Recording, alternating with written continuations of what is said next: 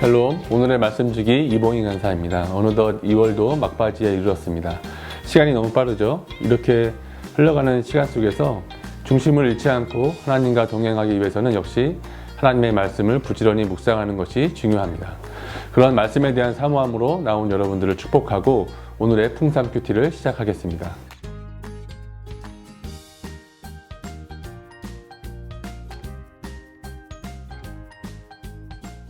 모세는 3번에 걸친 설교를 통해 하나님께서 주신 사명을 마무리하고 있습니다. 오늘 본문인 31장부터 마지막 장까지는 신명기의 결론 부분입니다.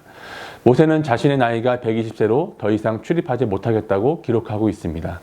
이것은 육체적인 노예사함을 이야기하는 것 같지만 신명기 34장 7절에 보면 모세는 그 눈이 흐리지 아니하고 기력이 쇠하지 아니하였더라라고 기록되어 있습니다.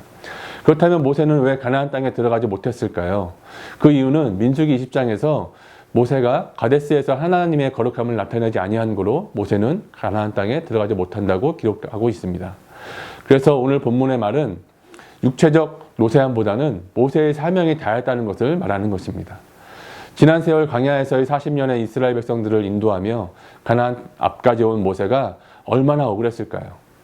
약속의 땅을 그저 바라보아야만 하는 모세의 심정은 참으로 안타까웠을 것입니다. 그러나 하나님의 말씀 앞에 자기의 역할을 마무리하고 하나님의 결정을 받아들이고 순종하는 모세의 성숙함이 참으로 대단해 보입니다.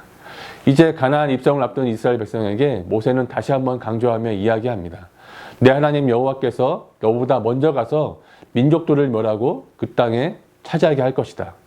그들이 너희 앞에 섬길 것이다. 그러니 너희는 내가 너희에게 명한 모든 명령대로 그들에게 행하라. 강하고 담대하고 두려워하지 말고 떨지 말라. 출애굽의 첫 세대는 가나안 본토 족속을 보고 겁먹고 떨었습니다.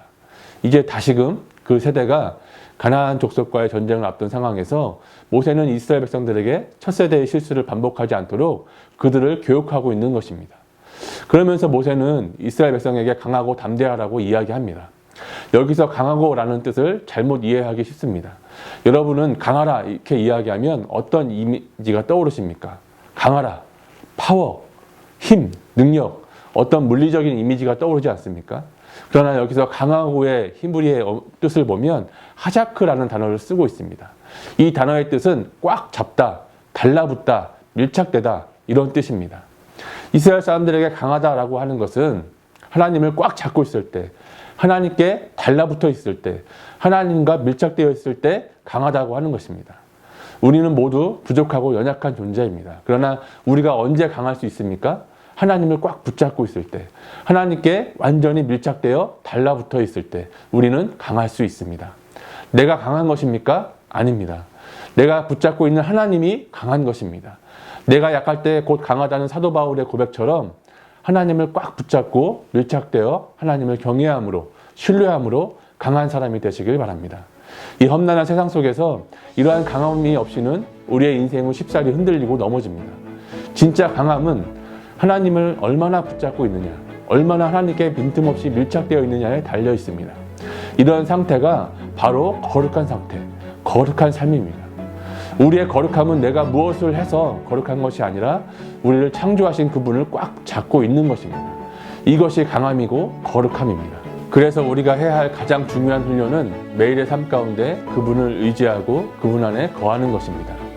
오늘 하루도 하나님을 온전히 붙잡는 삶을 통해 하나님과 동행하는 풍성한 하루가 되길 기도합니다. 샬롬.